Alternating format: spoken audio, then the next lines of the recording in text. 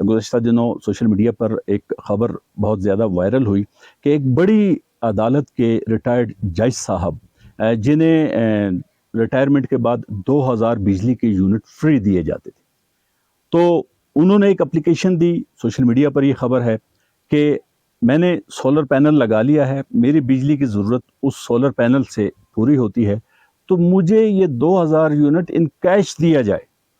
اور اسی طرح سے ہم دیکھتے ہیں کہ ہمارے سینٹ چیئرمین یا ہمارے اسپیکر قومی اسمبلی یا ہمارے بڑے بڑے عہدوں پر لوگ جو ہوتے ہیں جب ریٹائر ہوتے ہیں تو انہیں تاحیات، حالانکہ ایسے لوگ ہوتے ہیں کہ ان کو شاید اس کی ضرورت نہ ہو، لیکن پھر بھی سرکار سے جو چیز فری مل رہی ہو تو اسے کوئی بھی کسی کا بھی، چاہے وہ لاکھوں پتی، کروڑوں پتی، اربوں پتی ہو، اس کا چھوڑنے کا دل نہیں کرتا۔ ایسے میں اور ایسے حالات میں ایک ایسا شخص کہ جو پرائمری اسکول کا ریٹائرڈ چوکیدار ہے جس کا نام سلطان ہے، اور جناب جب اسے میں نے کہا کہ آپ کے شناختی کارڈ نمبر پر یہ 3 تھیلے آٹے کے آئے ہوئے ہیں اور آپ آ کر لے جائیں، تو یہ آٹا لینے کا انکار اس لیے کرتا ہے کہ میرا اپنی پینشن میں گزارا ہو جاتا ہے، یہ مجھ سے زیادہ کسی مستحق کو دے دیں۔ کہ ان کا گھر، ان کا رہن سہن آپ دیکھیں، غریب سے شخص ہیں، بالکل چھوٹا سا ایک گھر ہے، کچی چھت ہے جس پر ہم بیٹھے ہیں، یہ مٹی والی چھت ہے۔ میرے ساتھ بیٹھے ہیں اس وقت سلطان، ان کا نام ہے جی محمد سلطان۔ یہاں پر ہمارے پرائمری اسکول ہے government boys primary school Dakan Tatrila, اس کے ریٹائرڈ چوکیدار ہیں۔ ان کے نام پر بھی آٹا آیا تھا، ان کا جب شناختی کارڈ نمبر اس میں ڈالا تو اس میں ان کے نام پر آٹا تھا، آٹے کے 3 تھیلے دیے جاتے تھے 10-10 کلو کے۔ تو جب انہیں فون کر کے میں نے کہا کہ بھئی آپ کا آٹا آیا ہوا ہے اور آپ آ کر یہ 3 تھیلے آٹے کے لے جائیں، اس نے کہا کہ جی میرا تو گزارا اپنی پینشن میں ہوتا ہے اور یہ جو آٹا ہے یہ کسی مستحق کو دے دیں۔ یہ ایک بڑی بات تھی آج کے اس دور میں، تو میں ذرا ان سے آپ کی بات کرواتا ہوں۔ ہاں جی سلطان بھائی، جی سر، کس طرح سنی طبیعت ٹھیک ہی؟ طبیعت اگر تھی الحمدللہ بہتر۔ اس اسکول میں کتنے عرصے آپ نے چوکیداری کی؟ تقریباً 30 سال جو تھے پورے کی تھے۔ اچھا 30 سال انہوں نے یہاں پر چوکیداری کی۔ کب ریٹائر ہوئے یہاں؟ میرے 4.5 سال ہو گئے ریٹائرمنٹ۔ 4.5 سال ہو گئے جی انہوں نے اسکول سے ریٹائرمنٹ لی ہوئے۔ جب میں نے آپ کو کہا کہ آپ کا آٹا آیا ہوا ہے، فری آٹا جو گورنمنٹ کی طرف سے گزشتہ رمضان میں، تو آپ نے مجھے کہا کہ مجھے اس آٹے کی ضرورت نہیں ہے۔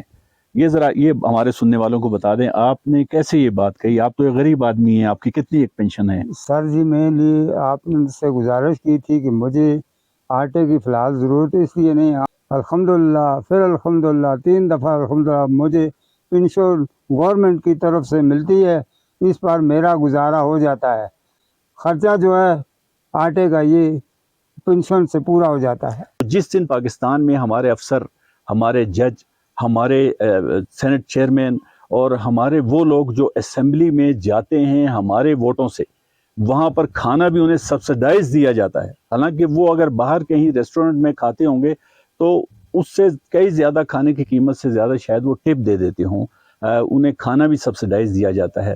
کیا وہ اس بات کے مستحق ہیں کہ انہیں کھانا سبسڈائز دیا جائے؟ کیا وہ اس بات کے مستحق ہیں کہ انہیں چیزوں میں، بجلی میں، گیس میں یا دوسری فیسلٹیز جو ہیں وہ عوام کے خرچے سے دی جائیں یا سرکار کی طرف سے دی جائیں؟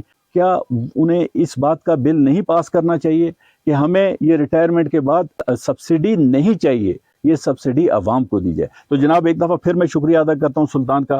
آج آپ سے میں نے اس سلطان کی بات کروائی جو حقیقت میں سلطان ہے، جو دل کا سلطان ہے، اور جس نے سرکار کی طرف سے آئے ہوئے مفت آٹے کو یہ لینے سے انکار کر دیا، یہ کہہ کر انکار کر دیا کہ مجھے اپنی پینشن میں میرا گزارا ہو جاتا ہے، جو صرف ایک پرائمری اسکول کے ریٹائرڈ چوکیدار ہیں۔ بہت شکریہ جی سلطان بھائی۔ مہربانی۔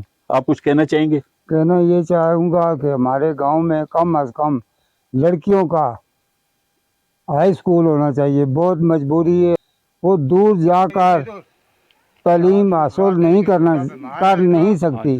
ہمارے گاؤں میں کم از کم لڑکیوں کے لیے ہائی اسکول ہونا چاہیے۔ آپ سے اجازت چاہتا ہوں جی، اور میں شکریہ ادا کرتا ہوں سلطان صاحب کا کہ انہوں نے آج مجھے وقت دیا۔ اللہ حافظ۔